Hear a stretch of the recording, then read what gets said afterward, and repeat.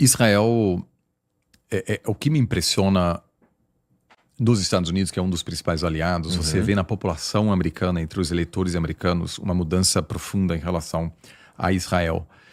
E na Alemanha também. São os dois países onde há realmente um apoio estrutural muito amplo para Israel. A Alemanha, em função da culpa histórica do Holocausto, por exemplo, até chegou... Você teve Angela Merkel, por exemplo, que disse que a defesa de Israel é um dos princípios fundadores da própria Alemanha, né? O que é algo bastante importante de se falar sobre a política externa alemã, mas há uma crescente percepção de que, apesar de Israel ter o direito de se defender depois dos ataques terroristas de Hamas, no dia 7 de outubro, que o país está indo longe demais nos seus ataques contra civis em Gaza, que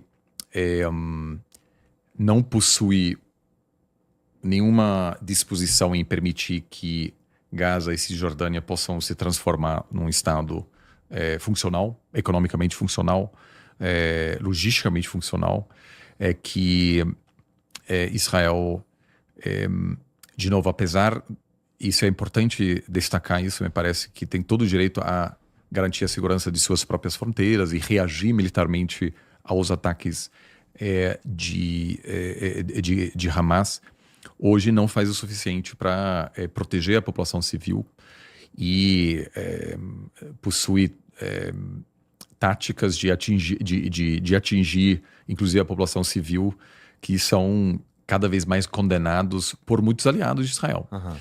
Então, o custo diplomático para Israel é muito grande, me parece, a médio e longo prazo. E... do ponto de vista de relações geopolíticas. Geopolíticas, Tá. E, inclusive, você tem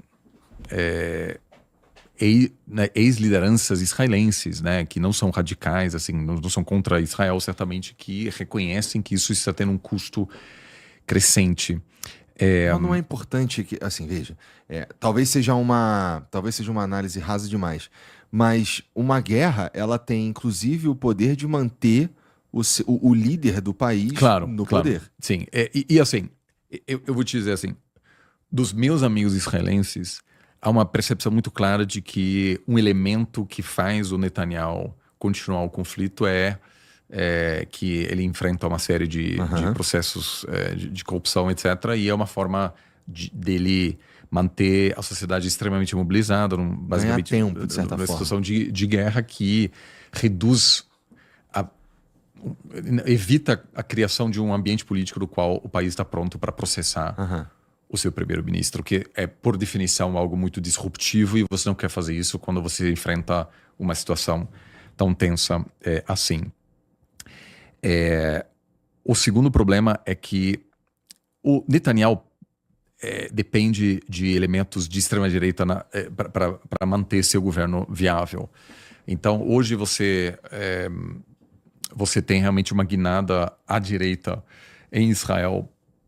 É uma sociedade extremamente polarizada e com pressão cada vez maior, inclusive, sobre o judiciário. Então, uma situação muito difícil pelo qual o país está passando, e cada vez mais voz para pessoas no espectro de direita em Israel, que seriam vistos 10, 15 anos atrás como figuras extremamente radicais, inclusive pessoas que hoje abertamente dizem que querem inviabilizar a construção de uma solução de 2 estados, Israel e Palestina, com uma recente aprovação de novos assentamentos que praticamente dividem a Cisjordânia, e uma retórica de querer ocupar a Gaza permanentemente, de buscar formas de expulsar a população, etc. Então, assim, de novo, esse é um conflito que acontece há muitos, não séculos, mas mais do que isso. Mas é evidente que o custo, apesar do custo humano que essas ações estão produzindo, a médio prazo tende a aumentar novamente a tensão entre Israel e seus outros vizinhos, porque é um país militarmente muito superior, mas numa região onde representa uma pequena minoria. Aham.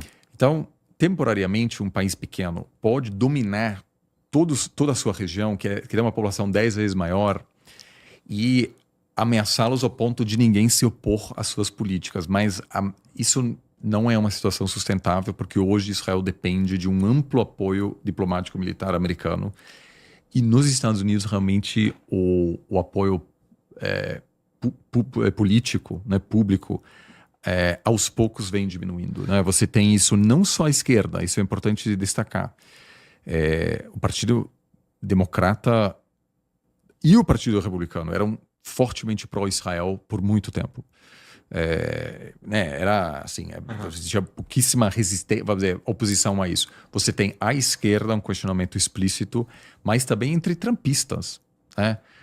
O Tucker Carlson, por exemplo, a Marjorie Greene Taylor, que são assim trumpistas raízes, estão começando a dizer que aquilo não está alinhado com a política de America First, que é de cuidar dos interesses dos americanos e não se envolver em conflitos lá fora que não atingem diretamente aos interesses vitais dos Estados Unidos.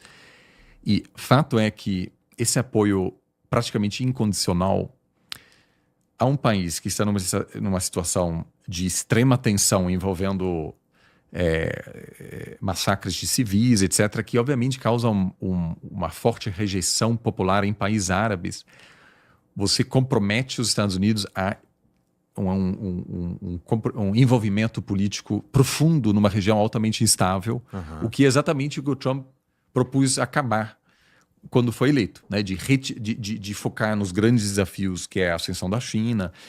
Então, eu entendo as motivações do Netanyahu para ele mesmo, mas eu acho que o custo a médio prazo para Israel será muito grande. O chanceler, o novo chanceler da Alemanha, por exemplo, fala sobre Israel de uma forma que teria sido impensável 5 anos atrás. Né?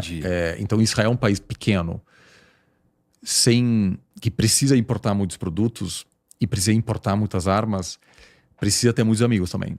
E a estratégia atual, me parece, enfraquece esse requerimento existencial que o país